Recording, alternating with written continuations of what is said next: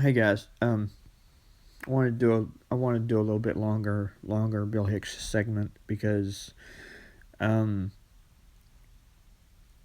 because there's literally I don't know you can't really you can't really like it's so his ability and his swagger was so amazing when he got on stage, and same with Kennison and Hicks both. Their their swagger on stage was just it was amazing. But Hicks is mostly because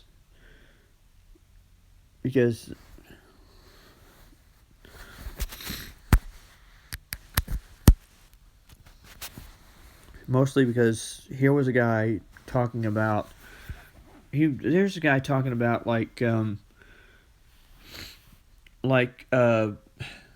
here was a guy talking about how how rotten modern music was. Um, he he basically he basically demolished like every music idol you could think of. The only person that he never touched was Michael Jackson. Um, and I always wondered about that. He never had a horrible word to say about Michael Jackson. Never. Even in interviews, he never said anything horrible about Michael Jackson. But I mean, I guess I mean he picked certain. I guess Bill picked certain. Bill picked certain musicians that he couldn't stand. Like Debbie Gibson and Tiffany and Rick Astley. Those were like really easy targets. Those would have been like really easy targets for any comic. But he chose to like just rip them apart. He chose to like go on stage and just rip them apart because that's what he did. That's what he did. He roasted people. That's what you do when you're a comic. You roast people. You roast anyone. It doesn't matter who they are. It doesn't matter what their artistry is. You gotta rip them. You gotta rip them. Ugh, you gotta shred them. You gotta shred them apart. Anyway, anyway, Bill. Anyway, Hicks did it with such class, and he did it with such like smooth. He just had this like smooth way of talking, but also he also let you know that he also like had a little bit of anger in there, but it was kind of like Kinnison said about his work. There's like a bunch of herbs and spices. I think that's how it was with Hicks. I think it's how it was with Hicks and here's the thing. Hicks never wrote any of his material. He wrote everything when he would talk. When he would talk on stage, that's when he started writing. And I don't mean like literally with a pen. I'm talking about picking up the microphone and just started talking. That's when he would create his ideas. I think he felt like he didn't need like a pen or whatever. He didn't feel like he needed a pen and paper when he got on the microphone. He would just start talking. And I think he's one of the I think he's like one of the biggest influences to me. He's one of the reasons that I wanted to start doing a podcast because like I watched Hicks and I said, "Wow, I mean, I can do that. I can do that." I mean, maybe, I can't be funny, but, maybe I can, maybe I can just talk. Maybe I can just, get on a microphone and just talk, or get on a recording thing and talk, which is what I do. And I love doing it, even if I'm not telling a joke or just trying to make somebody laugh. But, Hicks's job was to make people laugh. But, he also, but one of the things that I paid more attention to than his comedy was the message.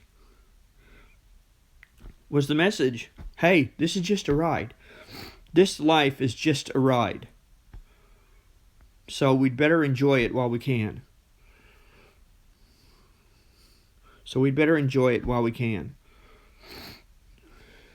And if somebody just comes back and tells you, hey, this is just a ride, they're letting you know, they're trying to remind you, this is just a ride. What matters is what's on the other side.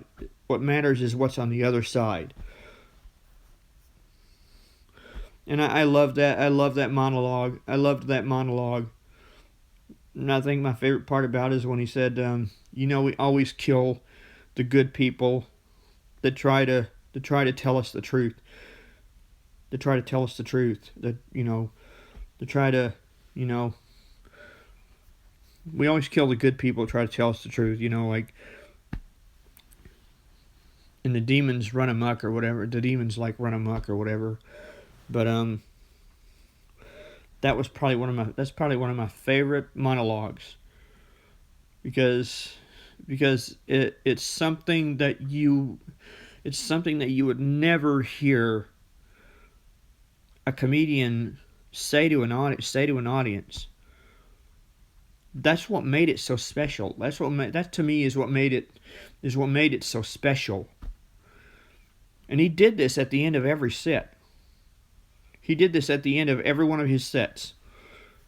He did this at the end of every single one of his sets. And I thought, wow, he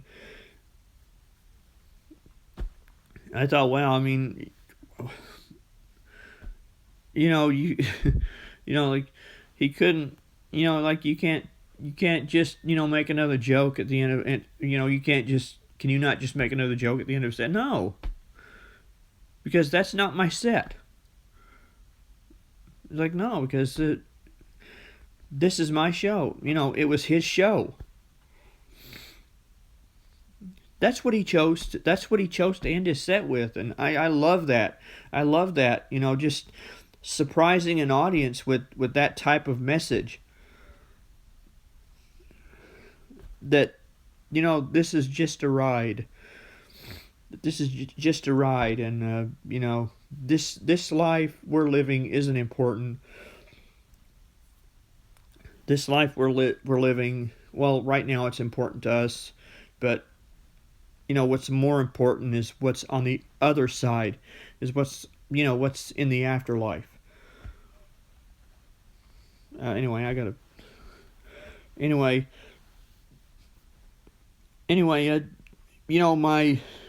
I guess you say I guess if I had to pick I honestly, man, I wish that they would create some kind of Bill Hicks bar and grill. But then I think Bill Hicks would really hate that because it's marketing. And one of the things that he said to his girlfriend at the time, Colleen McGarr, I think she was talking about how he if he did do any marketing, it would be on his terms. Not anybody else's. And he wasn't gonna be a sellout. And screw anybody that calls him a sellout. Let me tell you something. If he had been a sellout, if he had been a sellout, he would have been doing McDonald's commercials. He would have been doing Taco Bell commercials. You would have been seeing him do Taco Bell commercials or Doritos commercials. I mean, hell, he would have been. He would have been hawking all types of products if he was a sellout. This is what Hicks was famous for. He made you feel ashamed of hawking products, of hawking, products. That was his whole shtick, and I loved it.